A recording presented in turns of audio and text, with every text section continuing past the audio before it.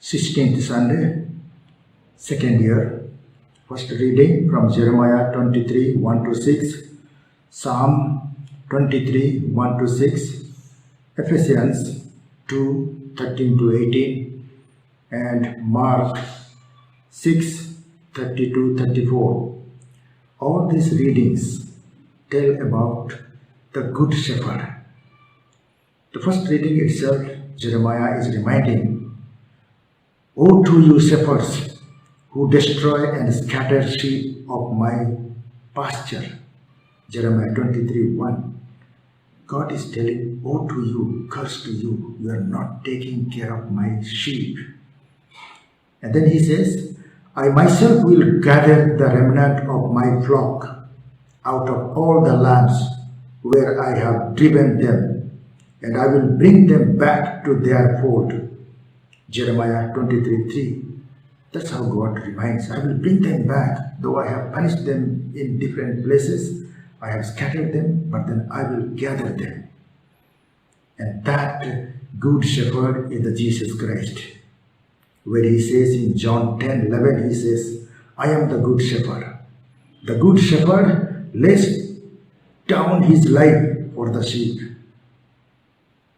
And that's how he lays down his life for the sheep. He laid down his life on the Calvary for our sake. And that's why he laid down and he raised it back again on the third day. In that way, he is the one who reconciled two groups, Jews and Gentiles. In Ephesians 2:14 we read, "For he is our peace. In his flesh he has made both groups into one and broken the dividing wall, that is the hostility between us, the Jews and the Gentiles. And now we have access in one spirit to the Father." Ephesians 2:18. So in this way, Jesus is the good shepherd, and he laid his life for us, and he has given us that resurrected life through his body, the church, the visible body of Jesus Christ on earth. And through that, through his sacraments, so he appointed Peter as his vicar on earth. And that's why primarily he says, so he called him primarily, he named him Rock or Peter, Matthew 16, 17. Also, secondly, he gave the keys of the kingdom of heaven, Matthew 16, 17. And also, he told Peter to feed his flock, John 21, 15 to 17. "Feed my sheep, tend my flock, feed my sheep." 3 times he will tell him. And that is how he feeds his flock.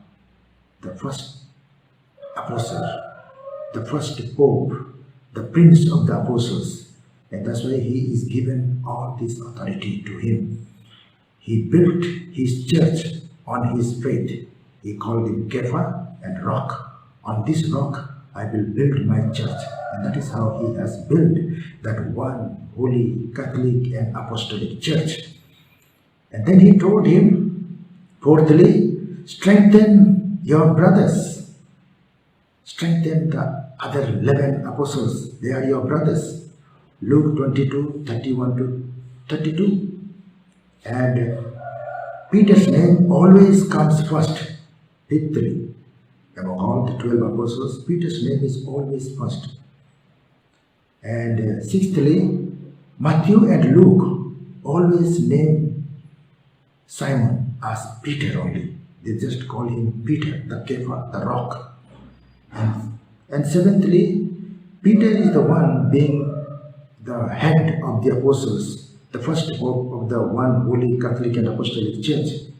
He replaces Matthias in place of Judas when Judas committed suicide. So in his place, he replaces Matthias, Acts 1. And in the eighthly, we find Peter is the prince of the apostles. He is the first apostle, the first pope, the first papa, as the baby calls papa. And from the papa only that name has come as pope. So in that way we call him Pope, or the Papa of all believers.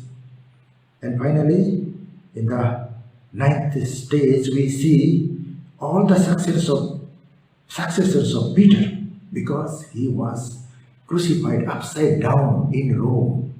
He becomes the first Pope, the first Bishop of Jerusalem, then he becomes the Bishop of Antioch, and then finally he becomes the Bishop of Rome. So in that way he stays in Rome, and 67 AD he is crucified upside down, and with Paul is beheaded. So the two pillars of the church, the two apostles, die in Rome.